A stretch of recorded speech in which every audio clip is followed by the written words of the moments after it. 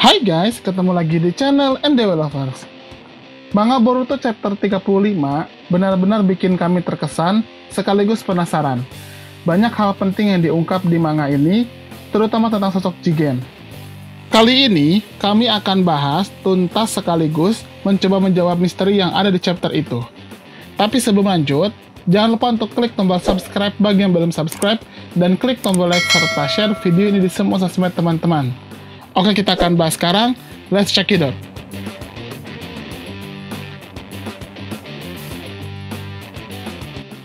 Kita mulai perbincangan antara Kawaki dan Kurama.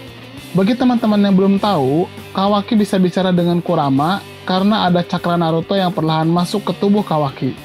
Itu akibat Kawaki menggunakan tangan prostetik yang dibuat Katasuke buat Naruto. Agar tangan itu bisa digunakan Kawaki, maka Naruto harus terus mengalirkan cakranya ke tangan buatan itu. Pastinya, perlahan cakra Naruto masuk ke tubuh Kawaki dan membuat Kurama mendapatkan akses komunikasi dengan Kawaki. Kurama mengatakan jika dia diminta Naruto dan para Kage untuk mengawasi Kawaki.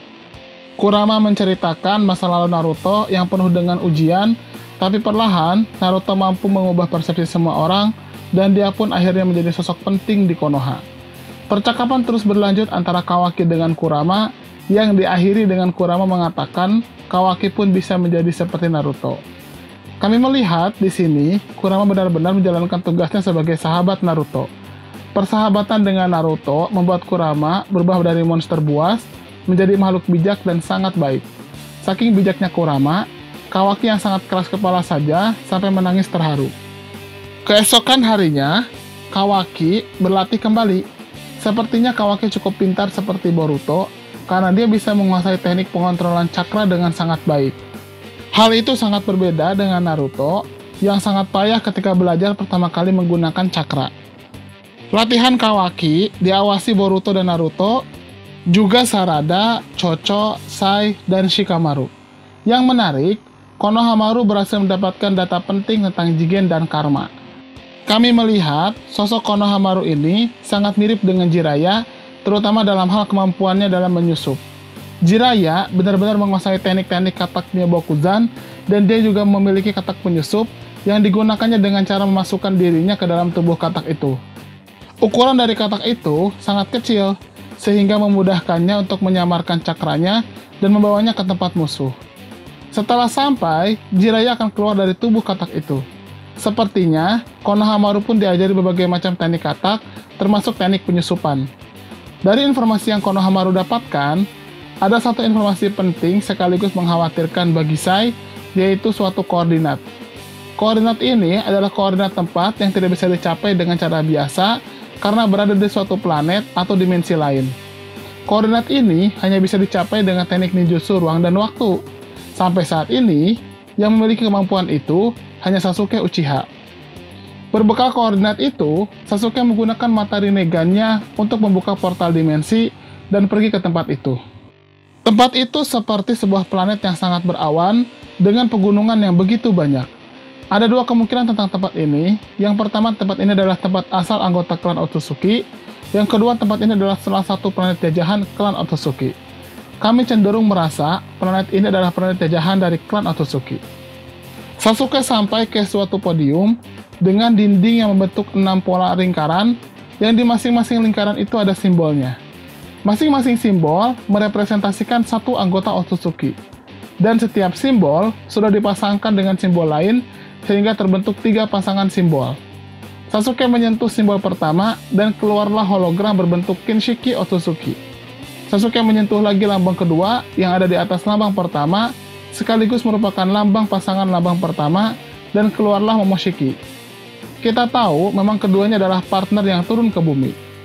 Sasuke menyentuh kembali lambang ketiga dan keluarlah hologram Kaguya Otsutsuki. Sasuke mempertanyakan mengapa yang muncul adalah hologram para Otsutsuki yang datang ke bumi. Sasuke berasumsi bahwa Kaguya juga memiliki pasangan layaknya Kinshiki dan Momoshiki. Ternyata hal itu benar. Ketika Sasuke memencet simbol keempat, keluarlah hologram seorang Otsutsuki yang tidak dikenal. Tapi, nanti teman-teman pun akan tahu. Kalau kita lihat, Kinshiki adalah pengawal dari Momoshiki.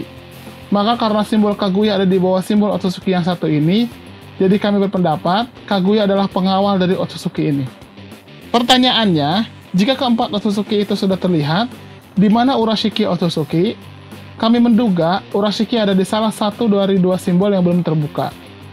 Dua simbol ini memang terlihat sudah hancur, sehingga tidak terlihat bentuk simbolnya. Sasuke juga mendengar ada suara raungan dari bawah podium yang memiliki pola Sharinnegan. Setelah Sasuke dekati, ternyata itu adalah biju dan dia berbentuk seperti Jubi atau ekor 10. Kami sendiri agak bingung dengan keberadaan Jubi ini.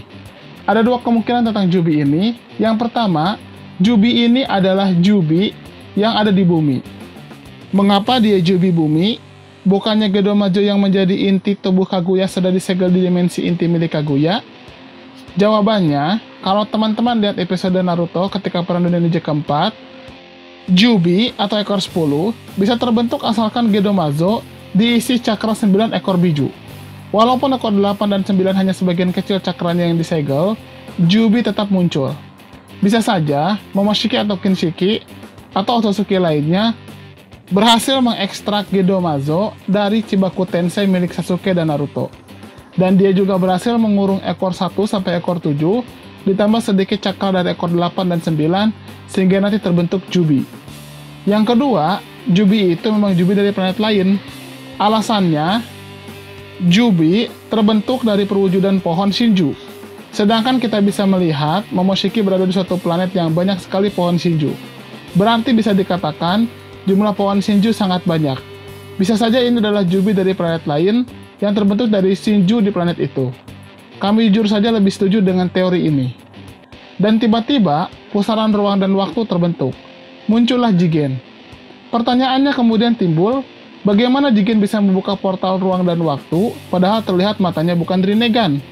Jawabannya, Jigen ini sepertinya bisa menyembunyikan dojutsunya jika tidak diperlukan. Ini seperti Urashiki yang bisa melakukan switch atau pengubahan dari mata Byakugan ke mata Rinnegan jika dia ingin berpindah ruang dan waktu. Tapi, mengapa mata Byakugan Jigen tidak muncul, padahal setiap Otsutsuki identik dengan mata Byakugan? Menurut kami, Jigen mirip Himawari yang mata Byakugannya tidak terlihat kecuali jika diaktifkan. Mata Himawari mirip dengan mata Naruto, yaitu berwarna biru. Tapi, jika diperlukan, matanya bisa berubah menjadi mata Byakugan jika diaktifkan. Jigen berjalan dengan santai ke ruang rahasia itu, dan dia pun menemui Jubi.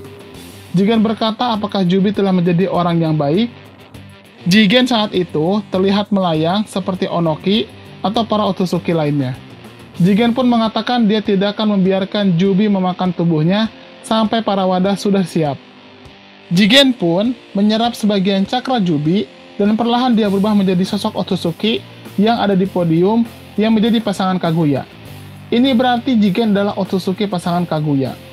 Sesuai dengan teori kami sebelumnya, Jigen bisa jadi adalah Otsutsuki utama, sedangkan Kaguya adalah ajudannya. Pertanyaan selanjutnya, jika Jigen adalah pasangan Kaguya, kemana dia selama era awal Shinobi sampai disegelnya Kaguya kembali?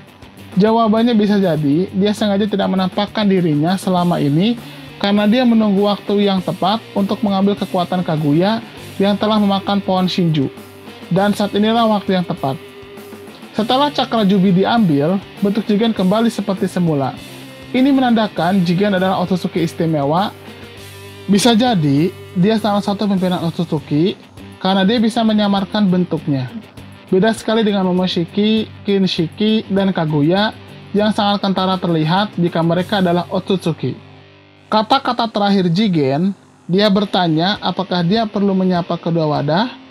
Wadah di sini menurut kami adalah Kawaki dan Boruto. Ini menandakan, seperti layaknya Delta dan Kashinkoji, Jigen akan datang ke Konoha untuk menemui Boruto dan Kawaki. Bisa jadi, dalam waktu dekat ini, akan ada pertarungan antara Jigen melawan Naruto dan mungkin dengan Sasuke juga.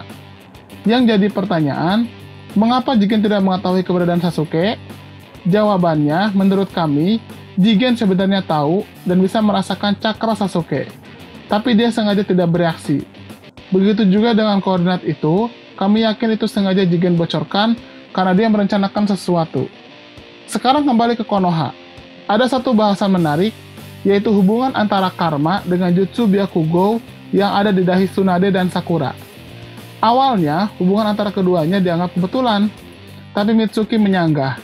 Menurut Mitsuki, Orochimaru pernah mengatakan jika segel Byakugo ini memiliki sejarah yang sangat panjang. Kalau dilihat dari fungsinya, Byakugo ini akan menyimpan cakra sedikit demi sedikit di dalam dahi penggunanya dalam bentuk lambang mirip karma. Prinsip kerjanya mirip Sage Mode, bedanya jika Sage Mode mengambil cakra alam untuk dimasukkan ke tubuh, sedangkan Byakugo menggunakan cakra sendiri yang perlahan dikumpulkan dan bisa digunakan jika diperlukan. Tsunade adalah ahli dalam jutsu ini, lalu menurun pada Sakura. Segel ini sangat berhubungan dengan hutan Shikotsu, tepat Sage Mode siput. Kalau dilihat dari penggunanya, segel ini sampai saat ini hanya dimiliki oleh 3 perempuan, yaitu Mito Uzumaki, Tsunade, dan Sakura. Pemilik segel ini haruslah menguasai teknik Shoujo Saisei, yaitu teknik regenerasi super cepat untuk menyembuhkan luka. Ketika Byakugo diaktifkan, segel di kepala akan berubah dan membentuk suatu pola hitam yang menjalar ke seluruh tubuh. Terbentuknya pola ini mirip dengan karma ketika aktif, di mana pola juga akan terbentuk dan menjalar ke tubuh pemiliknya. Kami menduga segel Byakugo ini berhubungan dengan segel karma. Bisa jadi, para sage hutan Shikotsu pernah bertemu atau mungkin bertarung dengan seorang Otsutsuki. Mereka pun mempelajari segel karma dan mengimplementasikannya dengan menceritakan segel Byakugo. Satu-satunya perbedaan segel Byakugo dan karma hanyalah sumber cakra. Jika segel karma, penggunanya bisa menyerap serangan jutsu lawan, lalu menyimpannya atau menembakkannya kembali. Sedangkan segel Byakugo hanya bisa menyimpan cakra internal penggunanya sendiri dan mengumpulkannya secara perlahan, tapi tetap bisa digunakan kembali ketika diperlukan. Itulah bahasan lengkap Boruto Manga Chapter 35. Semoga beberapa misterinya bisa terjawab dengan bahasan kami. Bagaimana menurut teman-teman? Silahkan berikan komentarnya di kolom komentar kami. Terima kasih.